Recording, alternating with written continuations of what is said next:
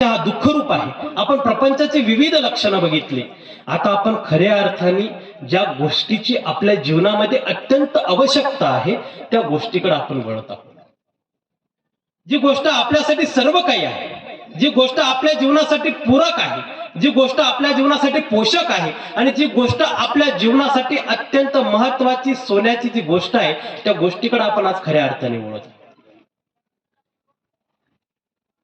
माणसाचं माणूसपण, माणसाचं महत्व हे माणसाच्या जीवनामध्ये जोपर्यंत तो या जीवात जीव आहे तोपर्यंत आहे. त्याच्यानंतर त्याचं महत्व या संसारातून, या सृष्टीतून, या समाजातून संपूर्णपणे नष्ट होत. मग माणसाच्या जीवनामध्ये महत्वाचं काय आहे?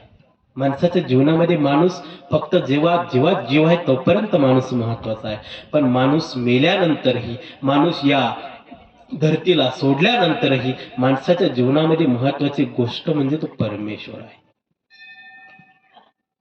तो परमेश्वर सर्वतोपरी तो श्रेष्ठ आहे. तो परमेश्वर आपल्या जीवनामध्ये सर्वात काही महत्वाचा आहे आणि त्या परमेश्वराची भक्ती कशा पद्धतीने आपण केली पाहिजे हे जाणून घेणं महत्वाचं. नुसतं भक्ती करण्याला अर्थ नाही. पहिल्या दिवशी सांगितलं, गाठी वडताना मनी माग मनी तोच माझा धनी, मनी माग मनी तोच माझा धनी आहे का? काय करता? गाठी केल्यानंतर त्याचे फायदे काय? स्मरण केल्याने त्याचे आपल्यावर होणारे कोणते परिणाम आहेत? स्मरण केल्याने होणारे फायदे काय? देवावर आपण जेव्हा डोकं ठेवतो, देवाला आपण जेव्हा आपण ते स्थान वंदन करतो, विशेष नमस करतो आणि ते श्रद्धेपूर्वक आपण त्या देवाला विनंती करतो, त्याचे फायदे काय? नुसती भक्ती करावी म्हणून करायची का? आई बापांनी पोराला सांगितलं, जा रे देवावर डोकं ठेवू नये, जातो फटकन देवावर डोकं आपटतो, निघून येतो. काय फायदा त्याचा? ती भक्ती झाली का? मग भक्तीचं महत्व काय आहे?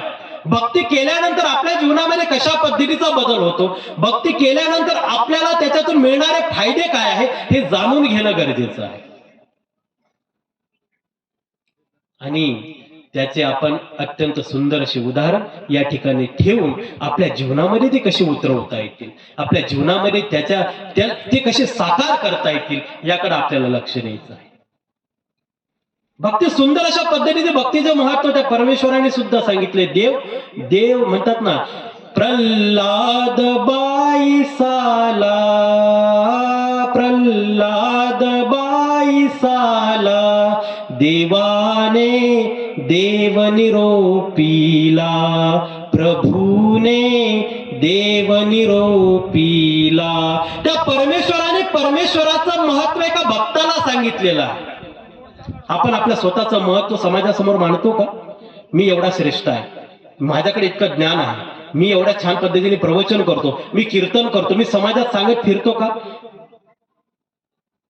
आपल्या स्वतःचं श्रेष्ठत्व आपण लोकांसमोर मांडत नाही. आपण तेवढे श्रेष्ठ नाही होत, आपल्याकडे ती पात्रता नाहीये. पण परमेश्वर समजून सांगण्याचं काम भक्ताला केलेलं आहे की भक्ताला कळालं पाहिजे की देव काय, देवाची भक्ती काय आणि ती भक्ती केल्याने होणारे फायदे काय आहे. त्या परमेश्वराने आपल्या स्वतःचं महत्व, आपल्या स्वतःचं श्रेष्ठत्व हे भक्तासमोर मांडण्याचा प्रयत्न केलेला आहे. भक्ती कशी करायला पाहिजे त्या अगोदर आपल्याला परमेश्वर समजून घेणं गरजेचं आहे. आपल्यामध्ये ना द्विधा मनस्थिती तयार होते. आपण एकनिष्ठतेने कुठली गोष्ट करतच नाही, कुठलीच गोष्ट करत नाही. द्विधा मनस्थिती. आता रोठाचा समारोह आहे, रोठाचं सर्व इकडे तिकडे सगळं समाजामध्ये असं प्रसन्नतेचं वातावरण पसरलेलं आहे. मग आपण श्री दत्तप्रभू, श्री दत्तप्रभू, श्री दत्तप्रभू, श्री दत्तप्रभू फक्त देवाच्या मागला. रोट संपू द्या, गणपतीचा सीझन आला की चालले टिकट,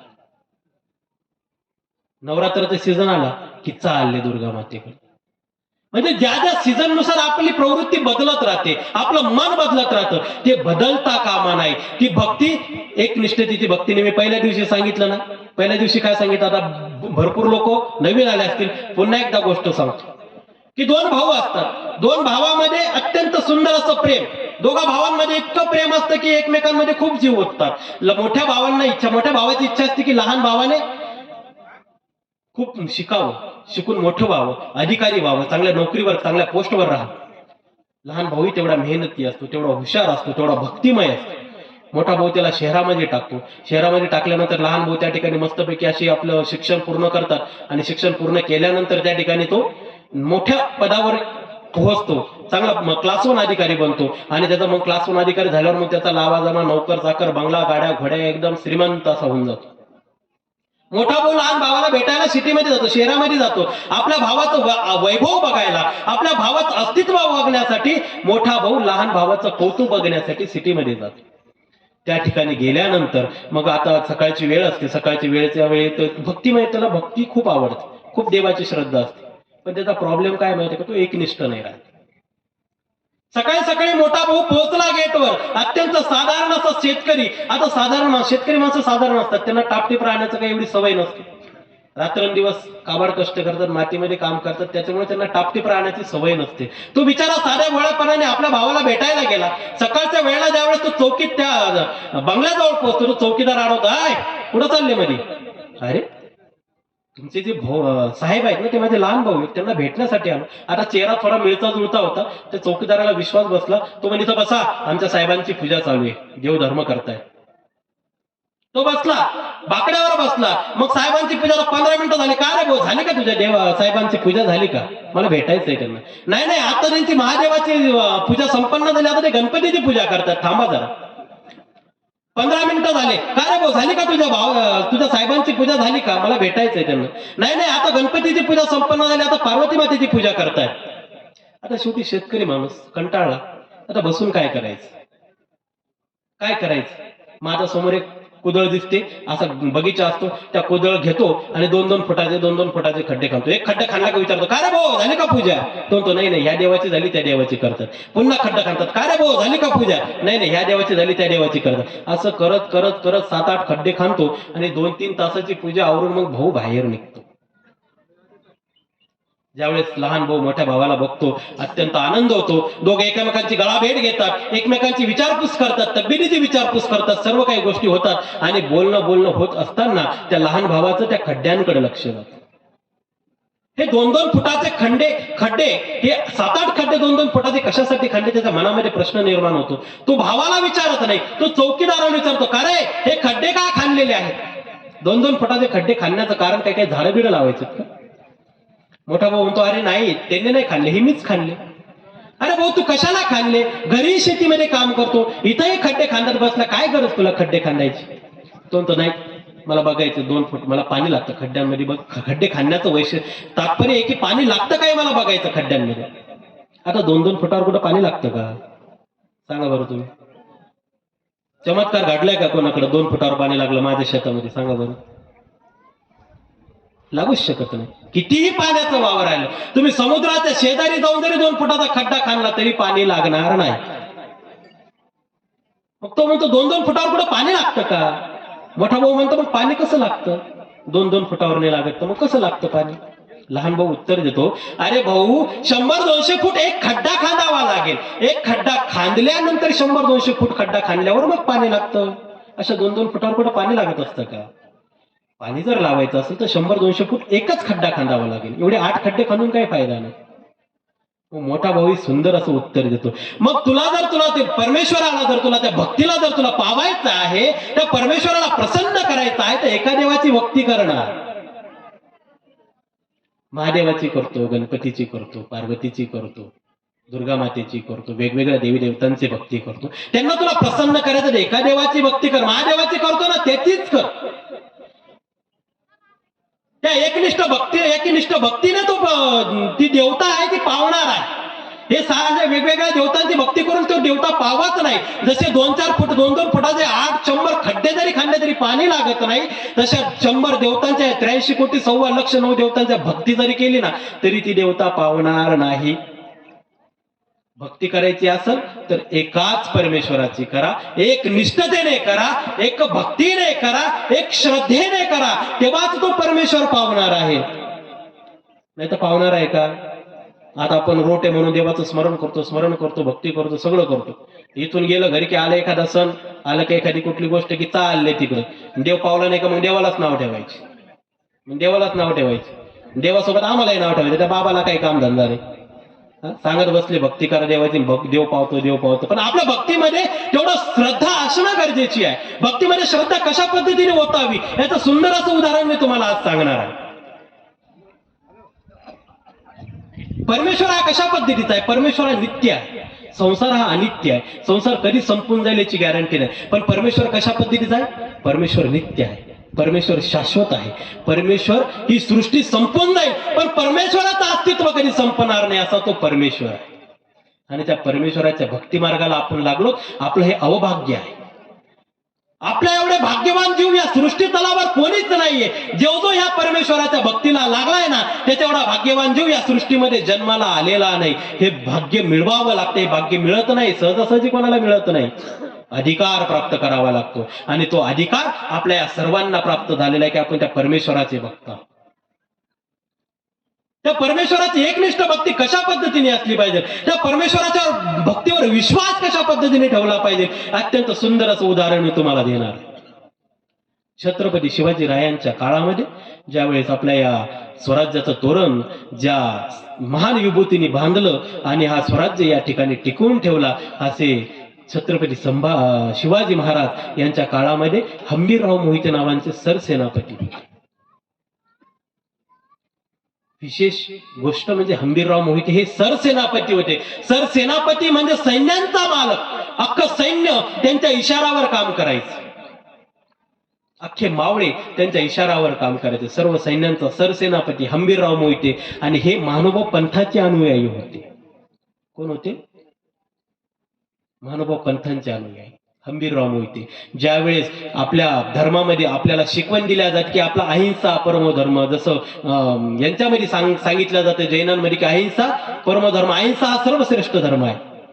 आपल्याकडून कुठल्या गोष्टीची हिंसा झाली नाही पाहिजे. आपल्याकडून साधी मुंगी सुद्धा मेला गेली नाही पाहिजे. आपल्याकडून एवढंच काय, आपल्याकडून कोणाचं मन सुद्धा दुखवल्या नाही केला पाहिजे. एवढा हा आपला पंथ श्रेष्ठ आहे आणि एवढा हा पंथ या हिंस वृत्तीला जपणार आहे, हिंस वृत्तीला नाकारणार आहे. अहिंसा असलेला आपला अहिंसावादी हा असलेला पंथ, या पंथाचं शास्त्र त्या ठिकाणी ते अनुसरायचे, त्या ठिकाणी त्याचं ते अनुकरण करायचे आणि अशा पद्धतीने आपला संसाराचा गाडवा हंबीरराव मोहिते त्या ठिकाणी चालवायचे. आता कसं असतं, समाजामध्ये नावं ठेवणारे लोक असतातच. आपण देवधर्म केला, आपण कोणाच्या घरी गेलो नाही, ते काय मान भावडे, त्यांना काय खायला जमत नाही, प्यायला जमत नाही, त्यांना काय बोलवायचं, लय भाव खातात, लयच त्यांचा देव मोठा आहे का, गण नाव ठेवतात लोक. भरपूर नाव, तुम्हाला अनुभव आले असतील, मला सांगायची गरज नाही. तुम्हाला अनुभव येतात, तुम्ही संसार करतात, तुम्ही समाजामध्ये वावरता, तुम्हाला या गोष्टींचे अनुभव येतात. पण जोही नाव ठेवून तोही त्या परमेश्वराप्रती एकनिष्ठ राहतो ना, त्या परमेश्वराच्या ठिकाणी त्याचं श्रेष्ठत्व, त्याचं महत्व आणि त्याचा सन्मान तेवढ्याच पटीने वाढत जातो. त्या ठिकाणी हंबीरराव मोहितेंच्या ज्यावेळेस म्यानामध्ये जी तलवार राहायची, आता सरसेनापती आहे, सैन्यांचं सर्व नेतृत्व त्यांच्याकडे आहे आणि ती म्यानामध्ये जी तलवार राहायची ना, ती तलवार कशाची होती? लाकडाची तलवार होती. आपल्या धर्मामध्ये शास्त्र उचलायला सांगितलं आहे, शस्त्र उचलायला नाही सांगितलं. आपल्या धर्माचं वैशिष्ट्य आहे शास्त्र उचला, शास्त्रात उचलून तो अभ्यास करा आणि तो अभ्यास करून तशा पद्धतीने जीवन जगण्याचा प्रयत्न करा, ही आपली संस्कृती आहे. पण शस्त्र उचलून दुसऱ्याच्या अंगावर चालवणं आणि दुसऱ्याला इडापिडा देणं ही आपली संस्कृती नाही. आणि त्या गोष्टीचं अनुकरण हंबीरराव मोहिते आपल्या संसाराचा गाडा चालवत असताना जपायचे. आता काही लोक होते की त्यांना माहिती पडले की यांच्या म्यानामध्ये लाकडाची तलवार आहे. जर एखाद्या विरोधकांनी जर हल्ला केल्यानंतर हे काय सैनिकांचे प्राण वाचवतील. आता शेवटी जर युद्धाला जायचं राहिलं तर पहिले सरसेनापती पुढे असतो, बरोबर की नाही, आणि मग सगळं सैन्य मागं असतं. पहिलं सरसेनापतीला लढवावं लागतं, मग सगळं सैन्य लढायला तयार होतं. आणि हेच जर लढण्यासाठी यांच्या म्यानामध्ये जर लाकडाची तलवार आहे तर लढणार कसे, विरोधकांचा मुकाबला करणार कसे. मग ते 2-3 जे विरोधक होते, जे जळणाऱ्या वृत्तीचे जे लोक होते, ते लोक त्या ठिकाणी शिवाजी महाराजांकडे जातात आणि शिवाजी महाराजांना सांगतात की यांच्या म्यानामध्ये जी तलवार आहे ना, ही लाकडाची आहे. जर एखाद्या विरोधकांनी जर आपल्यावर हल्ला केला आणि विरोधकांनी हल्ला केल्यानंतर यांच्याकडे लाकडाची तलवार, काय त्याच्यावर चालणार, काय युद्ध करणार आणि काय जनतेचा प्राण वाचवणार, काय सैनिकांचा प्राण वाचवणार. हे आपल्या स्वराज्यासाठी घातक आहे. आता वास्तविक बघता लाकडाची तलवार त्यांच्या म्यानामध्ये होती, पण त्या ठिकाणी शिवाजी महाराजांना थोडा राग येतो आणि त्या ठिकाणी आपला अत्यंत विश्वासू माणूस असा करतो, अशी म्यानाची तलवार लाकडाची तलवार म्यानामध्ये ठेवतो, हे काय स्वराज्य संकटामध्ये घालण्याचं काम करतायत. त्या ठिकाणी शिवाजी महाराजांना राग येतो आणि भर सभेमध्ये मग हंबीरराव मोहितेंना मध्यभागी उभ्या केल्या जातं आणि उभ्या केल्या गेल्यानंतर सांगतात की मला तुमच्यावर विश्वास आहे, तुमच्यावर विश्वास आहे म्हणून मी तुम्हाला सरसेनापती केलेला आहे, पण मला ह्या विश्वासाला या लोकांसमोर मांडण्याचा हा एक चान्स आहे. हे लोक सांगतात की तुमच्या म्यानामध्ये लाकडाची तलवार आहे. हे लोक बोलतात ते खोटं, मला खोटं वाटतंय, पण यांच्या समाधानासाठी मी तुम्हाला या ठिकाणी सर्वांसमोर उभा केलेला आहे. तुम्ही आपली म्यानातली ती तलवार आहे ती काढून या लोकांना सिद्ध करून दाखवा की ही लाकडाची तलवार नाही, ही लोखंडाची तलवार आहे. आता हंबीरराव मोहितेंना माहित होतं की ही म्यानामध्ये लाकडाची तलवार आहे. आता करावं कसं? आता राजांचा आदेश आहे, राजाचा आदेश आहे, तो मोडता येणार नाही. काढावं तर आपण या ठिकाणी फसले जाऊ, आपण राजांच्या नजरेमध्ये पडले जाऊ, ही भीती त्यांच्या मनामध्ये होती. पण एकनिष्ठ भक्तीचं ते फळ आहे, आपल्या परमेश्वराने सांगितलेल्या अनुकरणाचं ते फळ आहे. ज्या परमेश्वराने आपल्याला प्रबोधन केलेलं आहे, ज्या परमेश्वराने ज्या मार्गदर्शनावर चालायला लावलेलं आहे, त्या मार्गदर्शनावर आपण पुरेपूर चालतो, हा विश्वास त्या ठिकाणी त्या हंबीरराव मोहितेंना होता. मी त्या परमेश्वराची एकनिष्ठतेने भक्ती करतोय, मी श्री छत्रपती महाराजांची भक्ती करतोय. त्या देवाने मला ते शास्त्र सांगून दिलेलं आहे, त्या देवाने मला ते निरूपण सांगून दिलेलं आहे, त्या निरूपणाचं मी या ठिकाणी तंतोतंत पालन करण्याचा प्रयत्न करतोय. म्हणून त्या ठिकाणी 2 मिनिटं डोळे लावतात, हात जोडतात आणि त्या परमेश्वराजवळ विनंती करतात, हे देवा, जर माझी इज्जत तुला राखायची असेल ना, मी तुझा एकनिष्ठ जर भक्त असेल ना, जर माझ्या भक्तीमध्ये तेवढी ताकद असेल ना, जर माझी श्रद्धा तेवढी प्रबळ असेल ना, तर या ठिकाणी तू माझी लाज राखशील. डोळे झाकून अंतःकरणातून त्या परमेश्वराचा धावा त्या ठिकाणी ते हंबीरराव मोहिते करत आहेत. परमेश्वराच्या ठिकाणी अंतःकरणातून श्रद्धेपूर्वक त्या परमेश्वराचा धावा करतायत आणि 2 मिनिटं त्या देवाची प्रार्थना केल्यानंतर, त्या देवाचा मनाच्या मनात जयघोष केल्यानंतर आपल्या म्यानातली तलवार जशी बाहेर काढतात, जशी जशी ती तलवार बाहेर निघत जाती, तशी तशी ती तलवार लाकडाची नसताना लोखंडाची होत जाते. किती सुंदर असा तो चमत्कार आहे. म्यानामध्ये असलेली तलवार ही लाकडाची आहे, पण जशी जशी ते तलवार बाहेर काढतात ना, त्या तलवारीचं स्वरूप लाकडाचं असताना ती लोखंडामध्ये बदलतं आणि पूर्ण तलवार बाहेर काढल्यानंतर दिसते की लोखंडाची तलवार ती त्या ठिकाणी तयार झालेली आहे. ज्यावेळेस हंबीरराव मोहिते डोळे उघडतात ना, जड जड काय हाताला लागतं? लाकूड जड असतं का लोखंड जड असतं? जी तलवार हलकी असते ती जड लागली, बघितलं तरी पूर्णपणे लोखंडाची तलवार झालेली. आश्चर्यचकित होतात. शिवाजी महाराजांना ज्यांनी भरून दिलं असतं त्या लोकांचा राग येतो आणि राग आल्यानंतर ते त्यांना शिक्षा देण्यासाठी त्या ठिकाणी हुकूम करतात. पण त्या ठिकाणी हंबीरराव मोहिते काय सांगतात? जाऊ द्या महाराज, चुकी झाली असेल त्यांच्याकडून, बघितलं गेलं असेल त्यांच्याकडून, त्यांचा भ्रम झाला असेल, त्यांना माफ करा, सोडून द्या. अत्यंत विशाल अशा हृदयाचे हे हंबीरराव मोहिते शिवाजी महाराज त्यांच्या शब्दाला मान देतात आणि त्या लोकांना सोडून देतात.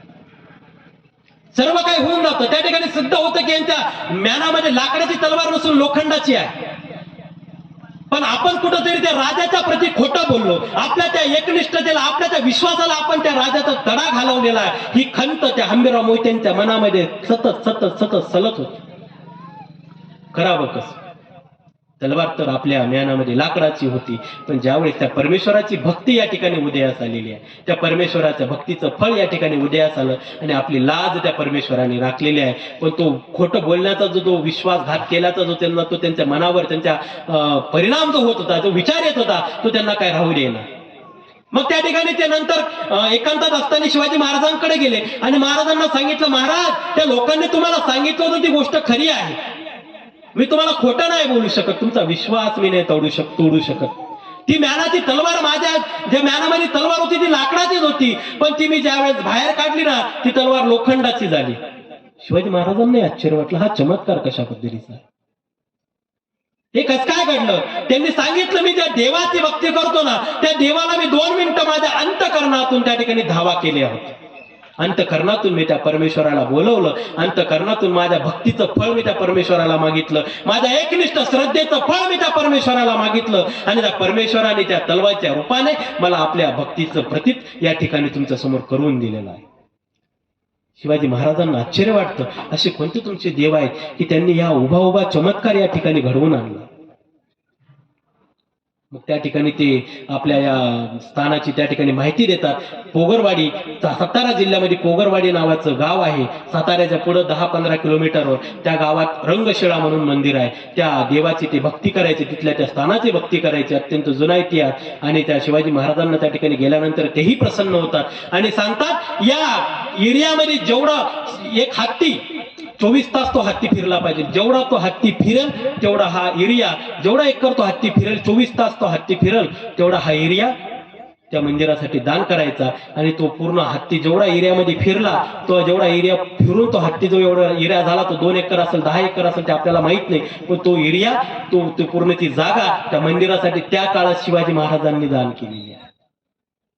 आजही त्या मंदिराचे कागदपत्र जे शिवाजी महाराजांनी दिलेले होते जागेचे, ते आजही त्या मंदिरामध्ये उपलब्ध आहे. अशी ही भक्तीशी ज्याशी देवाची ती भक्ती आहे, ही श्रद्धा आहे. पण त्या श्रद्धेमध्ये तो एकनिष्ठपणा असणं गरजेचं आहे. संसाराचा गाडा चालवत असताना, संसाराची गाडी चालवत असताना आणि आपलं कर्तृत्व बजावत असताना सुद्धा त्या परमेश्वराच्या भक्तीमध्ये खंड पडू दिला नाही. त्या परमेश्वराच्या तत्वज्ञानामध्ये खंड पडू दिला नाही. माझ्या देवाने मला ते सांगितलं ना, ते मी करणार. त्या समाजासमोर मला काय करता येईल ते मी करण्याचा प्रयत्न कर, पण माझ्या भक्ती, मी माझ्या देवाचं तत्वज्ञान, माझ्या देवाने सांगितलेलं वचनाचं तत्वज्ञान मी या ठिकाणी सोडणार नाही. हा निर्धार त्या ठिकाणी त्या हंबीरराव मोहितेंनी केला होता. आणि त्या निर्धारापोटी, त्या श्रद्धेपोटी, त्या भक्तीपोटी त्या परमेश्वराला त्या ठिकाणी त्यांच्यावर प्रसन्न व्हावं लागलं. जिवंत जागते उदाहरण आपल्या समोर मी मांडण्याचा प्रयत्न करतो की आपल्या भक्तीमध्ये ती ताकद असणं गरजेची आहे. करावी म्हणून करणं ही भक्ती नाही आहे. देवावर नुसतं डोकं ठेवणं ही भक्ती नाहीये. मनामाग मनी ओढणं ही भक्ती नाहीये. भक्तीचं खरं वैशिष्ट्य आपल्या परमेश्वराची भक्ती करताना जी अंतकरणातलं जे दुःख आहे ना, आपण दुःख सगळ्यांसाठी करतो. आपण मुलासाठी दुःख करतो, मुलीसाठी दुःख करतो, नातेवाईकांसाठी दुःख करतो, नवऱ्यासाठी दुःख करतो, बायकोसाठी दुःख करतो, संसारासाठी दुःख करतो, प्रत्येक गोष्टीसाठी दुःख करतो. पण परमेश्वरासाठी कधी आपण दुःख केलंय का, हे समजून घेणं गरजेचं आहे. कधी परमेश्वरासाठी आपण 2 अश्रू गाळलेत का? ज्यावेळेस आपण त्या परमेश्वराची भक्ती करतो, ज्यावेळेस आपण त्या परमेश्वराच्या स्थानावर, त्या विशेषावर ज्यावेळेस आपण डोकं ठेवतो, त्यावेळेस आपलं अंतःकरण कधी गहिवरून येतं का? आपल्या अंतःकरणातून कधी ते 2 अश्रू त्या परमेश्वरासाठी पडतात का? हे पडणं गरजेचं आहे. जोपर्यंत हे अश्रू तुमच्या डोळ्यातून पडत नाही ना, तोपर्यंत तुमची ती भक्ती खरी समजल्या जात नाही. रडतो आपण, सर्व गोष्टींसाठी रडतो.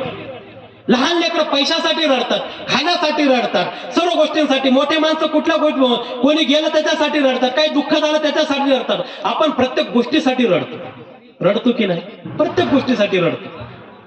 पण त्या परमेश्वरासाठी सुद्धा रडणं आलं पाहिजे. त्या परमेश्वरासाठी जो रडेल ना, तो या जगातला सर्वात भाग्यवान जीव असेल. आणि त्या परमेश्वराला तेच तर पाहिजे हो.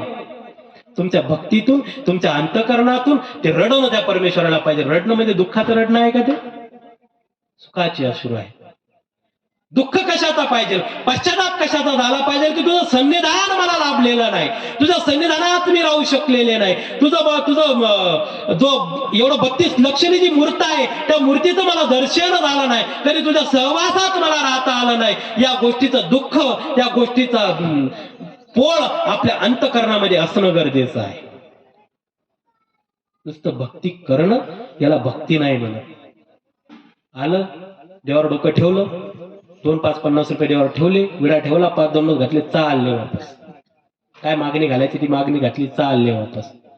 पण कधी आपण मागितलंय का देवाला की तुझ्याशिवाय मला काहीच नको, तू मिळाला ना तर सर्व काही मला मिळणार आहे, सर्व काही माझ्या पदरी पडणार आहे. पण आपण कधी म्हणतोय का देव फक्त तू पाहिजे मला, बाकी कोणी नको? ही निर्हेतुक भावना झाली, ही निस्वार्थ प्रेम झालं. आणि जो निस्वार्थ प्रेम करतो ना, तोच खरा या जगातला खरा प्रेमी समजला जातो. स्वार्थाचं प्रेम तर कोणी करतं, कोणी करतं. कामापुरतं कोणी गोड बोलतं की नाही? एखाद्या मोठ्या माणसाकडे काम जर राहिलं तर आपण त्याला पाटील पाटील पाटील पाटील म्हणून घोळत पूर्ण काम करून घेतो. स्वार्थ निघाला की त्या ठिकाणी त्याचं महत्व आपल्या जीवनामधून संपून जातं. माणसाचा स्वार्थ संपला की ठीक आहे, काही हरकत नाही, पण त्या परमेश्वराचा स्वार्थ आपल्या जीवनामधून जाता कामा नये. एखाद्या परमेश्वराने एखादी इच्छा जर आपली पूर्ण केली ना, तर आपल्या अंतःकरणातून त्या परमेश्वराची भक्ती कमी होता कामा नये. ती खरी भक्ती. इच्छा पूर्ण होऊ नये, आपल्याला तो परमेश्वर भेटावा, आपल्याला त्या परमेश्वराचं दर्शन व्हावं, आपल्याला त्या परमेश्वराचं सन्निधान लाभावं, ही तंतोतंत पाळणारी जी अंतःकरणात असलेली श्रद्धा आपल्यापर्यंत मरेपर्यंत आपल्या जीवनामध्ये ती जिवंत राहिली पाहिजे. ती संपता कामा नये. ती खरी भक्ती आहे. ते खरं भक्तीचं लक्षण आहे आणि ते खरं भक्तीचं वैशिष्ट्य आहे. म्हणून एकनिष्ठपणा असणं गरजेचं आहे. जसं लग्नामध्ये नवऱ्याला आपण 7 फेरे घेताना जसे वचन एकमेकांना देतो ना, की आयुष्यभर तुमचा संसार सांभाळेल, आयुष्यभर मी तुमच्यासोबत एकनिष्ठ राहील, आणि तशा पद्धतीने आपण आपल्या नवऱ्यासोबत आपल्या बायकोसोबत आपण एकनिष्ठ राहण्याचा प्रयत्न करतो, एकनिष्ठतेने संसार करण्याचा प्रयत्न करतो. तशा पद्धतीने आपण त्या परमेश्वराच्या प्रती एकनिष्ठ राहणं गरजेचं आहे. तुमचं सर्व जीवन डळमळलं ना तरी चालेल, पण आपली श्रद्धा डगमगता कामा नये, आपली भक्ती डगमगता कामा नये. आपल्या भक्तीमध्ये तेवढा कठोरपणा असला पाहिजे, तेवढा प्रबळपणा असला पाहिजे. संकट येतात, देवाची भक्ती करणं म्हणजे सोपी गोष्ट नाहीये. तुम्ही गप्पा मारा, अनुभव घ्या. तुम्ही गप्पा मारायला बसा, 2-2 तास गप्पा मारता तरी तुम्हाला कधी आळस येत नाही, तुम्हाला कधी झोप येत नाही. पण ज्यावेळेस तुम्ही एकांतात गाठी घेऊन बसतात ना, तुम्हाला आळस येतो की नाही? तुम्हाला झोप येते की नाही? येते की नाही? अरे हा की नाही? येते ना. मग झोप काय येते, आळस काय येतो? तुम्ही थकता म्हणून ती झोप येत नाही, तुम्ही दमलात म्हणून तो आळस येत नाही. तो आळस जो आळस येतो, ती झोप येते, ती कशामुळे येते? आपल्याला हे विघ्न आणतात. त्या परमेश्वर भक्तीपासून दूर करण्याचा आपल्याला हे प्रयत्न असतो. आलं का लक्षात? म्हणून आपल्याला तो आळस येतो, म्हणून आपल्याला ती झोप येते. पण आपण किती कठोर आहोत, आपण किती प्रबळ आहोत, आपल्यामध्ये ती किती ताकद आहे. किती आळस येऊ दे, किती झोप येऊ दे, पण तरीही माझं स्मरण ज्या 5 गाठी असतील, 11 गाठी असतील, 21 गाठी असतील, 51 गाठी असतील, त्या पूर्ण झाल्याशिवाय मी माझ्या तोंडावर झोपीचा कण सुद्धा आणणार नाही, झोपीचं व्रण सुद्धा आणणार नाही. ही भक्तीचं खरं वैशिष्ट्य आहे. आपल्याला या संकटावर मात करायची आहे. भक्तीमध्ये विघ्न येतात. ज्यावेळेस आपण जेवढी प्रखरतेने भक्ती करू ना, तेवढे आपल्याला विघ्न येतात. तेवढे विघ्न आपल्याला या अंतर्भूत गोष्टीचे येतात, संसाराचे येतात, नातेवाईकांचे येतात, माणसांचे येतात, भरपूर काही विघ्न येतात. पण त्या सर्व विघ्नांना पार करून जो माणूस त्या भक्ती मार्गाला खऱ्या अर्थाने उतरतो ना, तो त्या परमेश्वराच्या ठिकाणी त्याचं श्रेष्ठत्व स्थापित करण्याचा प्रयत्न करतो. म्हणून भक्ती ही अत्यंत श्रद्धेपूर्वक, अत्यंत अंतःकरणातून झाली पाहिजे. संसारातली गोष्टी आहेत की जो आपल्या संकट येऊ नये, जो डगमगत नाही ना, जो आपल्यावर दुःख येऊ नये, जो डगमगत नाही ना, ज्या परमेश्वरावरती श्रद्धा ढसळत नाही ना, तो माणूस त्या जेवढं आपण म्हणतो ना, सोनं जेवढं तापलं, जेवढं आगीतून काढलं, जेवढं त्या सोन्याला ठोकलं, तेवढं ते चमकतं आहे की नाही? सोनं चमकतं की नाही? मग सोनं सगळ्यांच्या अंगावर कसं आभूषण बनवून फिरतं. ज्यावेळेस ती मूर्तिकार मूर्ती घडवतो ना, तर मूर्ती घडवण्यामध्ये त्याला किती वेदना होतात, किती त्याच्यावर हाती छन्नी हातोडे चालतात. आणि त्यावेळेस कुठेतरी त्या मूर्तीची पूजा केली जाते. लाखो लोक त्या मूर्तीच्या पाया पडतात. पहिले त्याला दुःख सोसावं लागतं आणि सोसल्यानंतर ती प्रतिष्ठा निर्माण होत असते. अशीच होते का? उचलला दगड ठेवला, झाली का प्रतिष्ठा निर्माण? नाही होत. पहिले त्याला ते दणके सहन करावे लागतात. त्या छिन्नी हातोड्याचे जे दणके असतात ते सहन करावे लागतात आणि त्यातून जी मूर्त निर्माण होते ना, मग त्याला ती प्रतिष्ठा मिळत असते, मग तो मान सन्मान मिळत असतो. तसं आपलं जीवनही तशाच पद्धतीचं आहे. सहजासहजी आपल्याला परमेश्वराच्या ठिकाणी श्रेष्ठत्व प्राप्त होणार नाही. आपल्याला त्रास सहन करावा लागेल, हा सासुरवास सहन करावा लागेल, हा समाजाचा सासुरवास सहन करावा लागेल, नातेवाईकांचा सासुरवास सहन करावा लागेल, नवऱ्याचा सासुरवास सहन करावा लागेल. आणि हा सर्व सासुरवास सहन करून तुम्ही तुमच्या भक्तीमध्ये जेवढ्या प्रबळतेने पुढे जाल, तेवढं तुमचं श्रेष्ठत्व, तेवढा तुमचा सन्मान या समाजामध्येच काय, त्या परमेश्वराच्या ठिकाणी सुद्धा वाढणार आहे. संकट आल्यावर ढळता कामा नये. सुंदर अशी एक गोष्ट आहे. एक आई राहते, त्या आईला काय, तिचा नवरा त्या ठिकाणी नवीन नवीन संसारात त्या ठिकाणी मरण पावतो. एक मुलगा जन्माला आलेला आहे. दुःख माणसाला कशा पद्धतीने वेढल्या जातं आणि त्या दुःखातून कशा पद्धतीने पर्याय निघतो, याचं सुंदर असं उदाहरण आहे. पर्याय फक्त भक्तीतून निघू शकतो. आपल्या रडण्याने, आपल्या पडण्याने हा पर्याय निघू शकत नाही. माणसाच्या जीवनामध्ये दुःख आहे, दुःखाचा पर्याय फक्त भक्तीतून निघतो. कशा पद्धतीने निघतो मी तुम्हाला गोष्टी रूपातून समजून सांगण्याचा प्रयत्न करतोय. मी जास्त शास्त्रामध्ये घुसत नाही. मी ब्रह्मविद्या शास्त्राच्या या ठिकाणी अवलंबन करत नाही. का करत नाही की ते तुम्हाला जास्त पद्धतीने समजणार नाही. मी तुम्हाला तुमच्यातल्याच गोष्टी तुमच्या पद्धतीने तुम्हाला समजून सांगण्याचा या ठिकाणी प्रयत्न करतोय आणि त्याच्या माध्यमातून भक्ती समजून सांगण्याचा प्रयत्न करतोय. एक माता आहे, नवरा तरुणपणीच नवरा मेला आणि एक सुंदर असा मुलगा जन्माला आला. 3-4 वर्षाचा मुलगा, 3-4 वर्षाचं लेकरू ते. सगळ्या नातेवाईकांनी सोडून दिलं, सर्व घरच्या दारच्यांनी सोडून दिलं. काय तिला जमिनीमध्ये हिस्सा नाही, कशामध्ये हिस्सा नाही, हकलून दिलं. इकडं संसाराचे लोक सांभाळायला तयार नाही, इकडं माहेरचे लोक सांभाळायला तयार नाही. मग तिने आपली गावाबाहेर एक छोटीशी झोपडी त्या ठिकाणी निर्माण केली आणि त्या झोपडीमध्ये जसं होईल कोणाच्या घरी धुणं भांडी करून, कोणाच्या घरी कामं करून त्या ठिकाणी आपला उदरनिर्वाह करू लागले. त्या लेकराला सांभाळू लागली, पण त्या लेकराला सतत खोकला चालायचा. काय होते नेमकं कळायला मार्ग नाही की याला नुसतं खोकला का चालू आहे. दवाखान्यात जाते, दवाखान्यात औषधे आणते, सर्व गोष्टी करते, तरी याचा खोकला थांबायला तयार नाही. कसे तरी इकडून तिकडून पैसे गोळा करते, चांगल्या डॉक्टरला दाखवते. डॉक्टर ज्यावेळेस त्याचं सिटी स्कॅन करतात, त्या छातीचं ज्यावेळेस एक्सरे काढतात, त्यावेळेस त्यांना समजते की त्याच्या हृदयाला 2 होल आहे.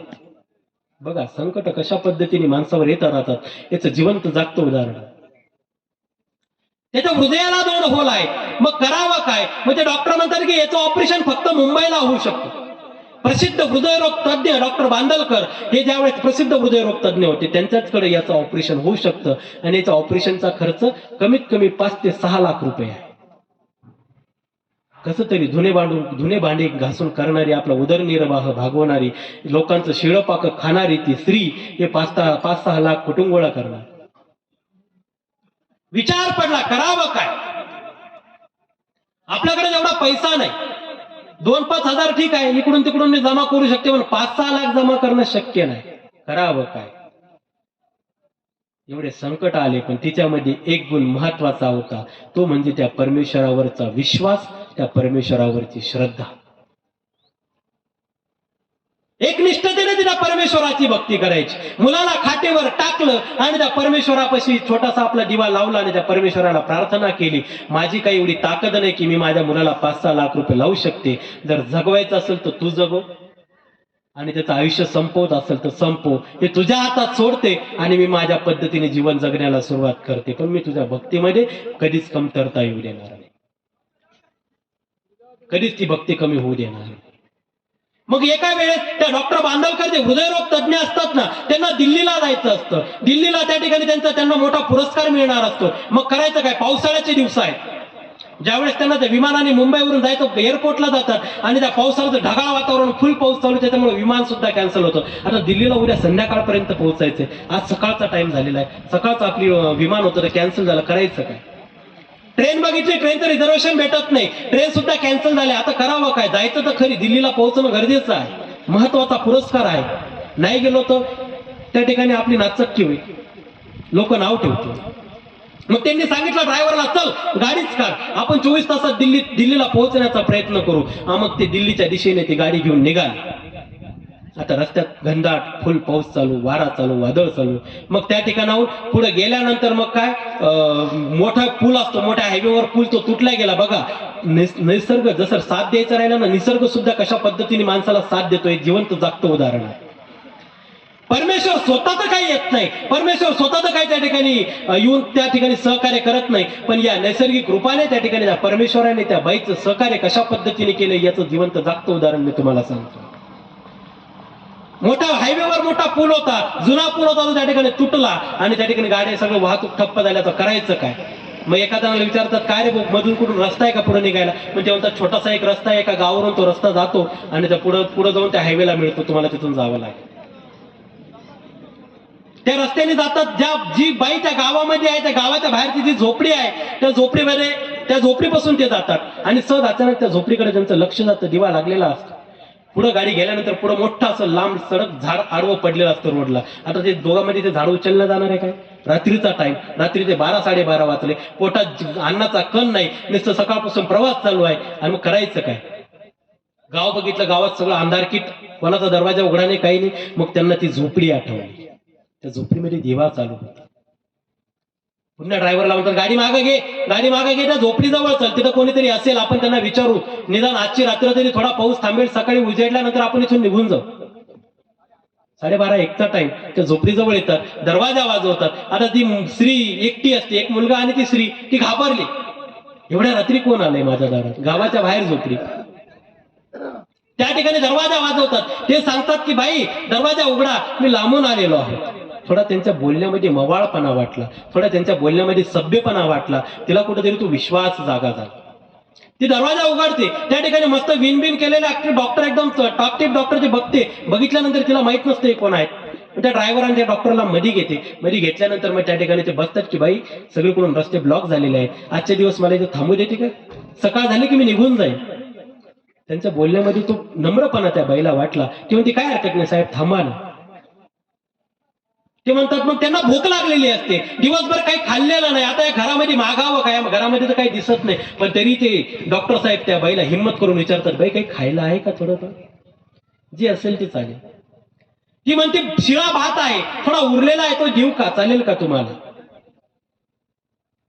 त्या ठिकाणी तो शिळा भात, त्या ठिकाणी त्या डॉक्टरांना देते. बघा जेवढा माणूस गरीब आहे ना, तेवढं त्याचं मन, त्याचं अंतकरण तेवढं श्रीमंत असतं. पैशाने तर काही श्रीमंत आहेत, अनुभवाची बोल आहे. ज्यावेळेस आपण श्रीमंताच्या घरी जातो ना, त्यावेळेस आपल्याला चहा अर्धाच कप येतो. फुल भरून चहा देतात का, अर्धाच कप चहा देतात.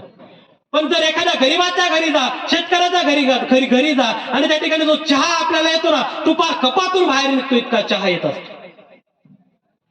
जो माणूस जेवढा जास्त श्रीमंत, इथं श्रीमंत असतील तर तुम्ही समजू नका बरं का, नाही तर म्हणतील मायाला बाबा आमच्यावरच आले का, असं नको व्हायला बरं का. उदाहरण देतोय मी, सर्वच जण तसे नसतात, या भ्रमात मी नाही की मी सांगत नाही की सर्वच तसे असतात श्रीमंत.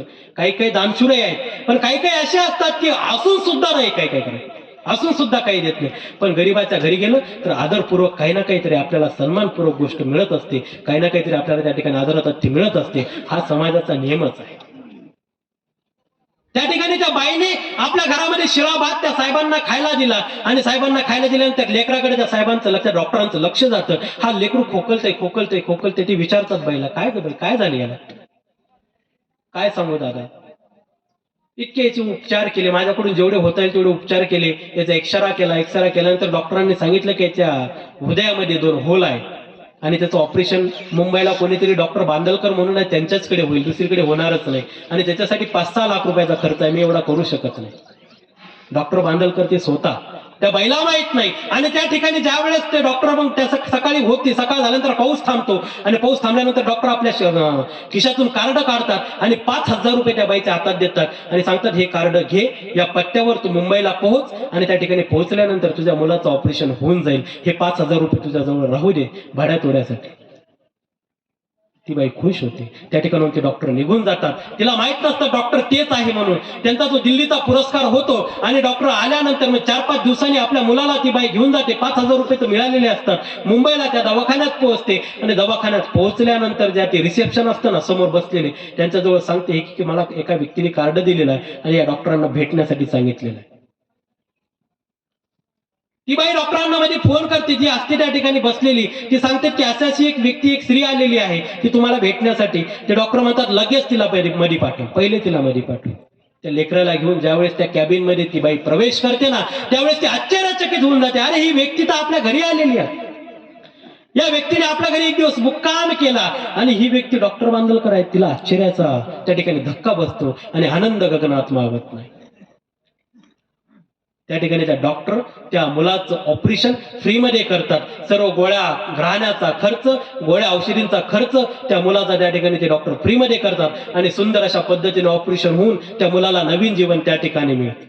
अत्यंत सुंदर अशा पद्धतीने मुलगा ठणठणीत होऊन ती बाई त्या डॉक्टराचे आभार मानते, आणि घरी निघून जाते. वैशिष्ट्य सांगायचं मग तो एवढंच की जर आपण त्या परमेश्वरावर श्रद्धापूर्वक, भक्तिपूर्वक जर आपली त्या ठिकाणी अंतकरण त्या परमेश्वराच्या ठिकाणी समर्पित केलं ना, तर तो परमेश्वर स्वतःहून येऊन तरी काही करणार नाही, पण या नैसर्गिक कृपाच्या माध्यमातून, कोणीतरी एखाद्या व्यक्तीच्या माध्यमातून आपल्याला त्या ठिकाणी तो परमेश्वर नक्कीच मदत करतो. त्या श्रद्धेमध्ये, त्या भक्तीमध्ये तेवढी ताकद असणं गरजेचे आहे. जोपर्यंत त्या भक्तीमध्ये, श्रद्धेमध्ये तेवढी ताकद नाही राहत ना, तोपर्यंत तो परमेश्वरही आपल्याला त्या पद्धतीने प्रसन्न होऊ शकत नाही. देवाला प्रसन्न करणं सोपं आहे का? एखाद्या साहेबाला 100-200 रुपये दिले तर काम होऊन जाईल आपलं. करा बाबा साहेब. मग आपण देवाला 100 रुपये देऊन लालच लावतो का? होय बाबा प्रसन्न, 100 रुपयाचा विडा ठेवलाय. आता तरी होय, एवढं सोपं आहे का त्या परमेश्वराला प्रसन्न करणं? अरे 12-12 वर्ष तपश्चर्या करणाऱ्या व्यक्तींना, ऋषी मुनींना पण सुद्धा प्रसन्न होत नाही. परमेश्वराला प्रसन्न करणं एवढं सोपं नाही.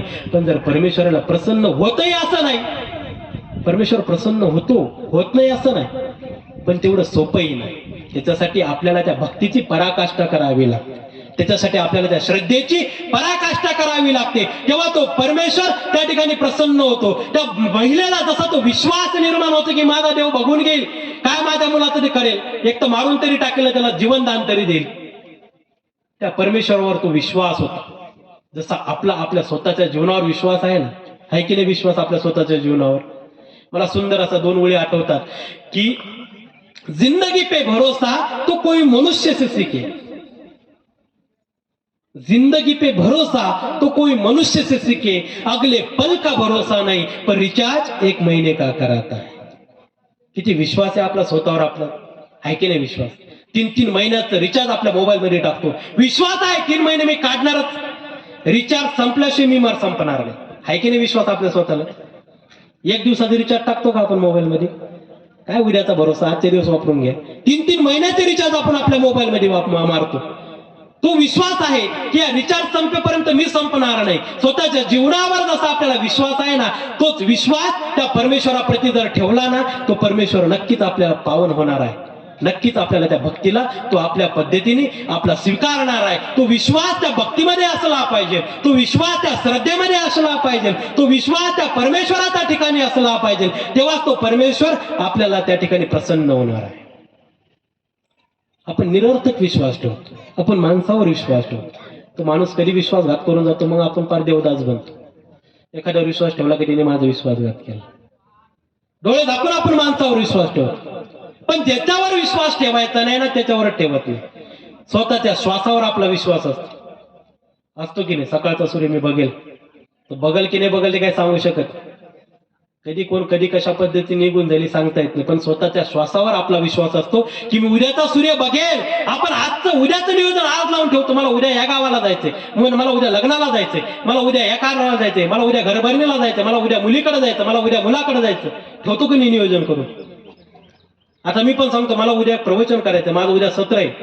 मी पण सांगतो उद्या माझं सत्र आहे. गॅरंटी का माझी उद्या सत्र करेल की नाही? पण विश्वास आहे, स्वतःवर विश्वास आहे की मी उद्याचं सत्र संपन्न करूनच जाणार. मग घरी जाऊ का देवाकडे जाऊ ते मला पण माहित, पण मी उद्याचं सत्र संपन्न करून जाणार. हा विश्वास आपल्यामध्ये आपण निर्माण केला. स्वतःवर जसा विश्वास निर्माण करतो ना, तोच विश्वास आपण त्या परमेश्वराच्या ठिकाणी निर्माण केला गेला पाहिजे. आणि आपण काय आपल्यामध्ये ना आळस खूप मोठा, आळस ही खूप मोठी गोष्ट आहे. आपण एकदा कधी, आता बाबा सूत्रसंचलन करतात, बाबाने एकदा सांगितलं चला सत्राची सुरुवात झाली, बाबा येत आहे या मंडपात, भरतो का मंडप लगेच? एका हाकेमध्ये मंडप भरतो का आपला? नाही बरं. आपल्याला 10 वेळा सांगावं लागतं, 10 वेळा तुम्हाला उक्त करावं लागतं. या रे बाबा, बाबा येतात, बाबा येतात, बाबा येतात. बाबा येऊनही बसतात, तरी अर्धी पब्लिक राहत नाही.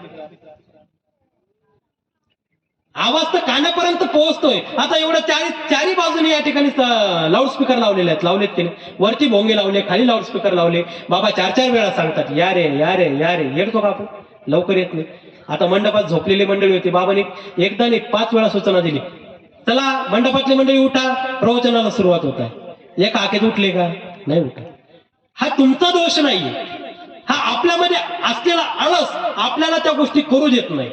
आणि तो आपल्याला आळस तो जुगारून लावायचा आहे. जोपर्यंत आपण आपला आळस दूर करत नाही ना, तोपर्यंत आपण आपल्या ध्येयापर्यंत पोहोचू शकत नाही.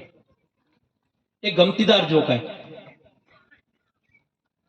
4 मुलं असतात, एक राजाचा मुलगा, एक प्रधानाचा मुलगा, एक श्रीमंताचा मुलगा आणि एक गरीबाचा मुलगा.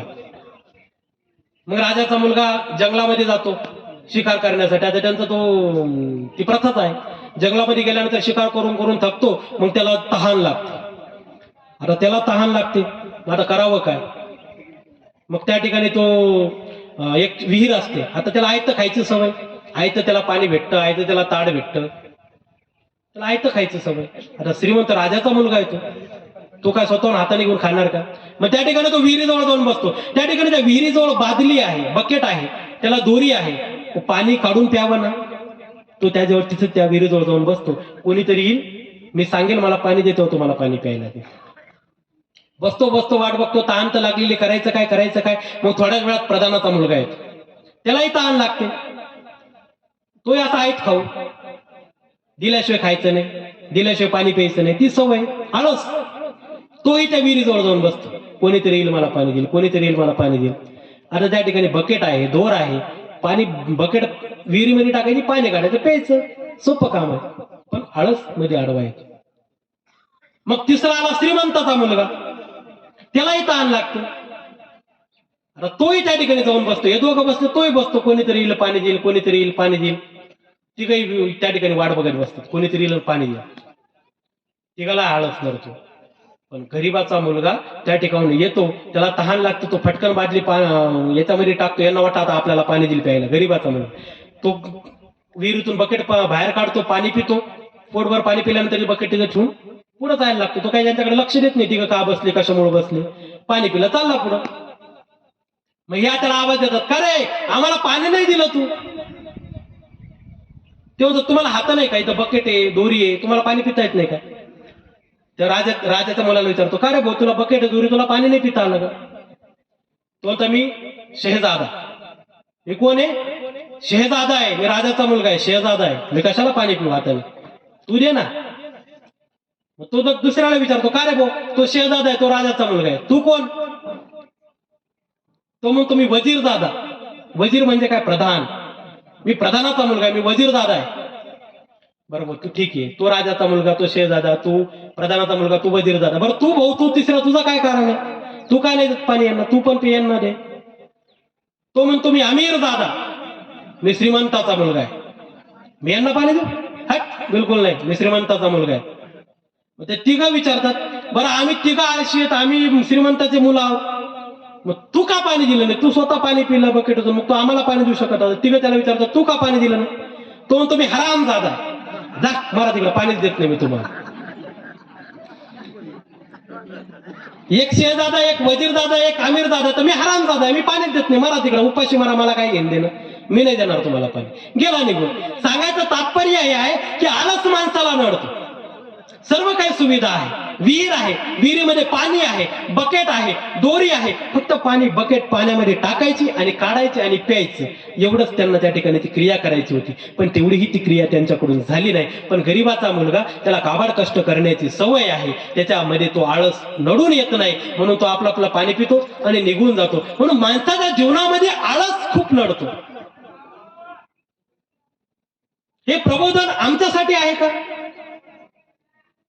आम्हाला जर देव कळाला नसता, आम्हाला जर परमेश्वराची भक्ती कळाली नसती, तर आम्ही संसारात पडलो नसतो का तुमच्यासारखं?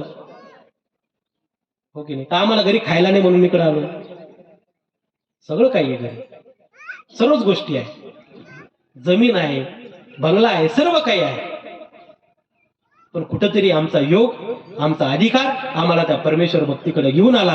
पण आम्ही तुमच्या समोर सांगतो, आम्ही तुमच्या समोर एवढा वेळ बोलतो, आम्ही आमची एनर्जी खतम करतो, कशासाठी? की तुम्हाला तो देव कळाला पाहिजे, तुम्हाला ती भक्ती कळाली पाहिजे, तुम्हाला ती श्रद्धा कळाली पाहिजे. म्हणून आम्ही तुम्हाला सांगत असतो की आपल्याला आळस हा आपला अडू नये. ज्यावेळेस कोणीतरी इथं आपल्यासाठी आम्ही एवढं दुरून आलो या ठिकाणी, बाबांनी आम्हाला आमंत्रित केलं, कशासाठी केलं? बाबांसाठी केलं का? बाबा आहे काही प्रवचन ऐकायला? बाबांना कळाला ते, बाबांना सर्व गोष्टी कळाल्या. मला आमंत्रित या ठिकाणी केलं, आम्हाला सर्वांना आमंत्रित या ठिकाणी केलं. तुम्हाला देव समजला पाहिजे, तुम्हाला त्या देवाची भक्ती समजली पाहिजे, आणि तुम्हाला तुमच्या जीवनाचं सोनं कशामध्ये आहे, तुमच्या जीवनाचं भलं कशामध्ये आहे हे तुम्हाला समजायला पाहिजे. यासाठी हा सर्व खटाटोप आहे, हा सर्व गोंधळ आहे. रोट एका दिवसाचा आहे. त्या परमेश्वराच्या ठिकाणी विडावसर समर्पित केला, उपार समर्पित केला, त्या ठिकाणी श्रद्धेपूर्वक सर्व गोष्टी केल्या, झाल्या, एका दिवसाचा रोड संपन्न झाला. पण आपण या ठिकाणी सर्व संसार सोडून येतो, सर्व संसाराचा गाडा त्या ठिकाणी सोडून आपण त्या भक्ती मार्गाला लागतो. आणि म्हणून आमचा सांगण्याचा उद्देश ह्याच पद्धतीचा आहे की तुम्ही या ठिकाणी आलात ना, तर या ठिकाणी आल्यानंतर तुम्ही त्या पूर्णपणे त्या परमेश्वराचे झाले पाहिजे. त्या दिवशीचं मला खिरीचं उदाहरण आजही पुन्हा देतो की खीर वाटीतली संपली असेल तर वाटी बाजूला ठेवा आणि इकडे मनगट्टी धरा. बरोबर की नाही? कोणाच्या वाटीतली खीर बाकी असेल तर सांगा बाबा, बाबा वाटीतली खीर बाकी. मला तरी वाटतं म्हाताऱ्या माणसांच्या वाटीतली खीर संपली असेल. केव्हा संपली असेल मला तरी वाटतं.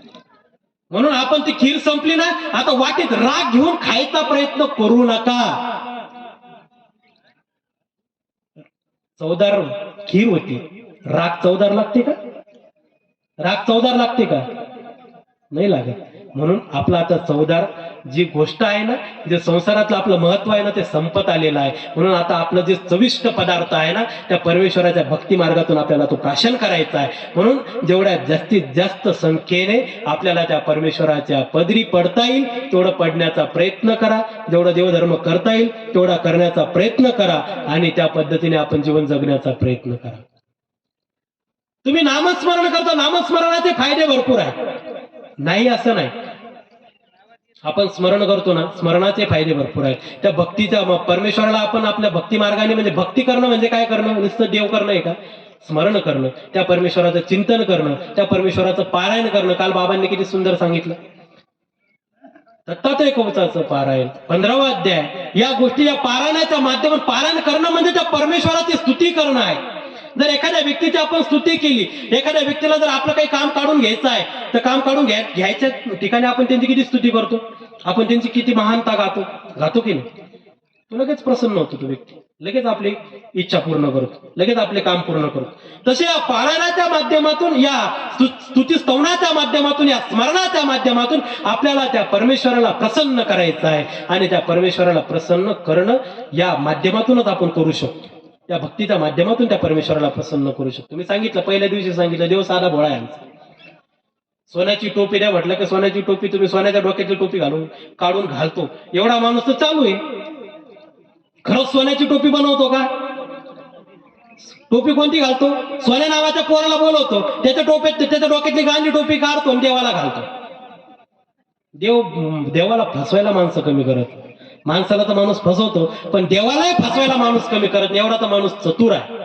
पण बिचारा तो देव, तो परमेश्वर साधा बोळा आहे. आपल्या भक्तीला जशा तशा पद्धतीने तो स्वीकारण्याचा प्रयत्न करतो. म्हणून जेवढ्या जास्तीत जास्त पद्धतीने आपल्याला ती भक्ती करता येईल, त्या भक्तीचं महत्व आपल्याला त्या परमेश्वराच्या ठिकाणी वाहता येईल, तेवढ्या पद्धतीने आपण व्हायला पाहिजे. आपले संत तुकोबार आहे, एक सुंदर असं अभंगामध्ये सुंदर असं 4 ओळी सांगतात. दया सर्वात्मका ईश्वरा, स्वकर्मे कुसुमांची गिरा, पूजा होया पारा तोषा लागी. त्या ठिकाणी संत तुकोबाराय काय सांगतात? दया सर्वात्मका ईश्वरा, दयाळू मयाळू कनवाळू तो परमेश्वर आहे. सर्व काही साक्षी तो परमेश्वर आहे. या जगाचा नियंता आहे, जगचालक तो परमेश्वर आहे. त्याच्या ठिकाणी आपल्याला काय करायचं आहे? स्वकर्मे कुसुमांची गिरा, स्वकर्म चांगले कर्म, देवधर्म आणि भक्ती त्या परमेश्वराच्या ठिकाणी आपल्याला समर्पित करायची आहे. पूजा होया पारा तोषा लागी, त्या परमेश्वराला तोषवण्यासाठी ही पूजा भरपूर आहे, ही पूजा भरपूर आहे, ही भक्ती भरपूर आहे. फक्त चांगले कर्म करत राहा, दान धर्म करत राहा, चांगले पुण्य करत राहा आणि भक्ती करत राहा. आपल्याकडून कोणाचं अंतकरण दुखवल्या गेला नाही पाहिजे, ही काळजी आपण घेतली पाहिजे.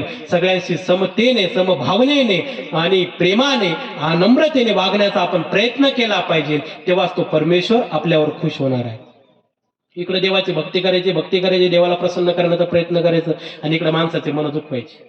त्याला अर्थ आहे का? त्याला अर्थ नाही.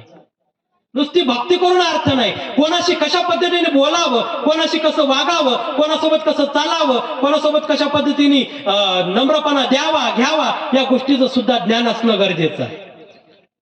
तेव्हा माणूस या समाजामध्ये श्रेष्ठत्वाला पावतो, तेव्हा माणसाला या समाजामध्ये ती मानमान्यता मिळत असते. जसं रस्ता स्वच्छ केल्यानंतर कसा तो रस्ता सुंदर दिसतो, झाडल्यानंतर रस्ता किती सुंदर दिसतो, मनमोहक वाटतं, किती सुंदर रस्ता आहे. तसा या अंतकरणातला रस्ता या मेंदूपर्यंत आपल्याला झाडायचा आहे. अंतःकरणापासून मेंदूपर्यंत आपल्याला ही जो रस्ता आहे ना, तो रस्ता आपल्याला स्वच्छ करायचा आहे. आणि ज्यावेळेस तो रस्ता स्वच्छ झाला त्यावेळेस आपल्या या समाजामध्ये जसं मानमान्यता आपली आपोआप वाढणार आहे. म्हणून आपल्या मेंदूला, आपल्या बुद्धीला स्वच्छ ठेवा, नम्र ठेवा आणि चांगल्या पद्धतीने या बुद्धीचा वापर करा आणि या चांगल्या पद्धतीने या अंतःकरणाचा वापर करा आणि अशा पद्धतीने भक्ती मार्गाला लागा. आजच्या या प्रवचनातून मला एवढंच सांगायचं आहे की जेवढी जास्तीत जास्त एकनिष्ठ भक्ती करता आली तेवढी करा. विकल्पाला शरण जाऊ नका. आपल्यामध्ये ना द्विधा भक्तीचं वातावरण खूप वाढलेलं आहे. द्विधा भक्तीकडे माणूस वळत चाललेला आहे. जर तुम्ही द्विधा भक्तीमध्ये अडकलात ना तर तुमच्या जीवनाचं कल्याण होऊच शकत नाही. छातीटोकपणे सांगतो मी, कोऱ्या कागदावर लिहून देतो. जो द्विधा भक्ती करत असेल ना त्याच्या जीवनाचं कल्याणच होणार नाही. एकनिष्ठ भक्ती करा, कोणतीही करा, पण एकनिष्ठतेने करा. आणि ही परमेश्वर भक्ती ही सर्वात श्रेष्ठ अशी भक्ती आहे. देवतांचं फळ एक क्षणिक आहे, त्या क्षणापुरतं ते फळ आहे. पण परमेश्वराचं जे फळ मिळणार, फळ जे मिळणार आहे ना, ते फळ हे अगणित आहे. ह्या जीवनाच्या शेवटापर्यंत ते फळ आपल्याला पावत राहतं. देवताची भक्ती क्षणिक आहे. म्हणून आपल्याला परमेश्वर भक्ती आणि देवता भक्तीमधला फरक जाणता आला पाहिजे. शेवटची छोटीशी लीळा सांगतो. नवरात्रामध्ये आपण नवमी साजरी करतो की नाही? नवमी साजरी करतो का करतो? आपण गावाच्या बाहेर का जातो? गावाच्या बाहेर कशासाठी जातो? तिची सुंदर अशी लीळा आहे. जो वनदेव जालना, हिवरळी, पहिली हिवरळी त्या गावाचं नाव होतं, आता जालनामध्ये वनदेवचं स्थान. त्या ठिकाणी जालन्यामध्ये ज्यावेळेस स्वामींचा मुक्काम होतो त्या ठिकाणी नवरात्राचे दिवस, उद्या नवमीच्या वेळेस देवी देवता गावांमध्ये भोग घेण्यासाठी येत असतात, त्यांचा उपहार स्वीकारण्यासाठी येत असतात. त्या ठिकाणी स्वामी त्या गावामध्ये, जालन्यामध्ये आपलं स्वतः त्या ठिकाणी वास्तव्यास होते. आणि त्या ठिकाणी मग त्या देवतेंना कळलं परमेश्वर, साक्षात परब्रह्म परमेश्वर या ठिकाणी वास्तव्यात आहे. त्या ठिकाणी परमेश्वर वास्तव्याला आहे ना, त्या ठिकाणी देवता फिरूच शकत नाही. भूतही फिरू शकत नाही, देवताही फिरू शकत. तुम्ही इथं अनुभवा, त्या सभा मंडपात सर्व भूत घुमतील, पण गाभाऱ्यात जाण्याचा कोणी प्रयत्न करणार नाही. करतं का कोणी? घुसतं का गाभाऱ्यात? नाही जाऊ शकत. त्या परमेश्वराचं अस्तित्व प्रखरतेने या ठिकाणी आहे. ते देवता संध्याकाळ रात्रीच्या वेळेला येतात, त्या विहिरीतून त्या देवता बाहेर येतात आणि बाहेर आल्यानंतर त्या ठिकाणी त्या परमेश्वराचं चरण क्षालन करतात आणि आपल्या केसांनी त्या परमेश्वराचे पाय पुसतात आणि त्या परमेश्वराला विनंती करतात, देवा, उद्याचा दिवस हा आमचा आहे, आम्हाला गावामध्ये भोग घेण्यासाठी येऊ द्या. तुमच्या परमिशनची, तुमच्या आज्ञेची आम्ही या ठिकाणी वाट बघत आहोत. तुम्ही आज्ञा दिल्याशिवाय आम्ही गावामध्ये प्रवेश करू शकत नाही. आणि त्या ठिकाणी परमेश्वर, आपले सर्वज्ञ श्री चक्रधर स्वामी म्हणतात, काही हरकत नाही, तुमचा जो विधी आहे तो तुम्ही पूर्ण करा. उद्याचा दिवस तुमचा, तो तुमच्यासाठी राहील. आणि त्या ठिकाणी दुसऱ्या दिवशी सकाळी उठल्यानंतर बाईसांना स्वामी सांगतात की चला, आपल्याला आता गावाच्या बाहेर जायचं आहे. बाईसा म्हणते, काय गरज आहे गावाच्या बाहेर जायची? कशासाठी जायचं गावाच्या बाहेर? स्वामी म्हणतात, रात्रीच्या वेळेला देवी देवता माझ्याजवळ आल्या होत्या, मला त्यांनी विनंती केली की आम्हाला भोग घ्यायचा आहे. जर मी इथे या ठिकाणी थांबलो तर ते गावामध्ये एंट्री करू शकत नाही, गावामध्ये त्या येऊ शकत नाही आणि त्यांच्या विनंतीला मला मान द्यावा लागेल. आणि त्या ठिकाणी स्वामी गावाच्या बाहेर निघून जातात आणि नवमीच्या दिवशी म्हणून देवता गावामध्ये येऊन आपला उपहार स्वीकार करतात. म्हणून आपण त्या परमेश्वराचे असीम भक्त आहोत, आपण त्या परमेश्वराची भक्ती करतो, म्हणून आपण गावाच्या बाहेर जात असतो, म्हणून आपण गावामध्ये थांबत नाही. आपला परमेश्वराने त्या देवी देवतांना मान दिलेला आहे, तसाच तो मान आपल्याला द्यायचा आहे, कारण आपण त्या परमेश्वराचे भक्त आहोत. एखाद्या आमदाराचा मुलगा आहे, आमदाराचा मुलगा ज्यावेळेस तो आमदाराचा मुलगा असतो, त्याची ओळख काय राहते? त्या आमदाराचा मुलगा आहे. कोणी त्याला बोलू शकतं की अरे तुला करू शकतं का? कोणी त्याच्याशी भांडू शकतं का? हिंमत नाही करू शकत कोणी, का की तो आमदाराचा पोरगा आहे. कोणी याच्या नादी लागावं, म्हणून त्याच्यापासून ते घाबरून राहतात. तशा पद्धतीने आपण या परमेश्वराचे मुलं आहोत, या परमेश्वराचे आपण भक्त आहोत, म्हणून त्या देवता सुद्धा आपल्याला घाबरण्याचा, त्या ठिकाणी ते आपल्याला ते घाबरतात, आपल्याजवळ येण्याचा ते प्रयत्न करत नाही, कारण की हा त्या परमेश्वराचा असीम भक्त आहे. त्या परमेश्वराला या भक्ताचा अभिमान आहे, म्हणून आपण याला कुठल्या पद्धतीने इजा करू शकत नाही, याला कुठल्या पद्धतीचं दुःख देऊ शकत नाही. म्हणून आपण सर्वजण नवमीच्या दिवशी गावाच्या बाहेर याच्यासाठी जातो की जोपर्यंत आपण त्या गावामध्ये आहे तोपर्यंत त्या देवतांना त्या ठिकाणी एंट्री मिळू शकत नाही. परमेश्वर, साक्षात परब्रह्म परमेश्वराने त्यांना तो मान दिलेला आहे. आपण त्या परमेश्वराचे भक्त आहोत. जो बाप करेल त्या मुलाला करावं लागतं, म्हणून आपला या परमेश्वर, या जगाचा बाप जो आहे, त्या बापाने ज्या गोष्टी आपल्याला घालून दिलेल्या आहे त्या गोष्टीचं, या नियमाचं पालन आपल्याला करावं लागतं. म्हणून आपण सर्वजण नवमीच्या दिवशी गावाच्या बाहेर जात असतो. म्हणून आपलं त्या ज्या गोष्टीवरून आपलं श्रेष्ठत्व या ठिकाणी प्रगटतं की आपण त्या भक्ताचे असीम, आपण त्या परमेश्वराचे असीम भक्त आहोत. त्या परमेश्वराच्या भक्तीमध्ये आपण विलीन झालेलो आहोत. म्हणून आपल्याला कोणी आपल्याला अरे का तुरे का काय करायची कोणाची हिंमत नाही. आपल्या समाजामध्ये लोक करू शकतात, पण या भूतलावरती जेवढे जे पिशाच प्राणी असतील, भूत असतील, देवी देवता असतील, ते आपल्याला आरेचं कार्य करू शकत नाही, आपल्याला इजा पोहोचू शकत नाही, कारण की आपण त्या परमेश्वराचे असीम भक्त आहोत. आणि जर तुमच्या भक्तीमध्ये जर फूट पडत असेल, जर तुमच्या भक्तीमध्ये जर द्विधा भक्ती निर्माण होत असेल, तर मग त्याला अभिमान राहत नाही. मायबापाचा एखादा लेकरू आहे, त्या एखाद्या लेकराने जर मोठा गुन्हा केला असेल, जर त्याने मोठा चोरीचा गुन्हा केला असेल, खुनाचा गुन्हा केला असेल, अत्याचाराचा गुन्हा केला असेल, त्या मायबापाला अभिमान वाटतो का? अभिमान वाटतो का मुलाचा? माझ्या मुलाने चोऱ्याचं काम केलं, खून केला, चोऱ्या केला, अत्याचार केला, अभिमान वाटेल का मायबापाला? नाही वाटत. त्याच्यावरचा जो विश्वास आहे, त्याच्यावरचं जे प्रेम आहे, ते त्या ठिकाणी त्या मुलावरचं, त्या आईबापाचं निघून जातं. आणि आईबापाचं प्रेम त्या ठिकाणी निघून गेलं, विश्वास निघून गेला, समाजही त्या पद्धतीने त्या मुलाकडे बघत असतो, समाजही त्याला हिनवायला कमी करत नाही. तसेच आपण या परमेश्वराचे लेकरं आहोत.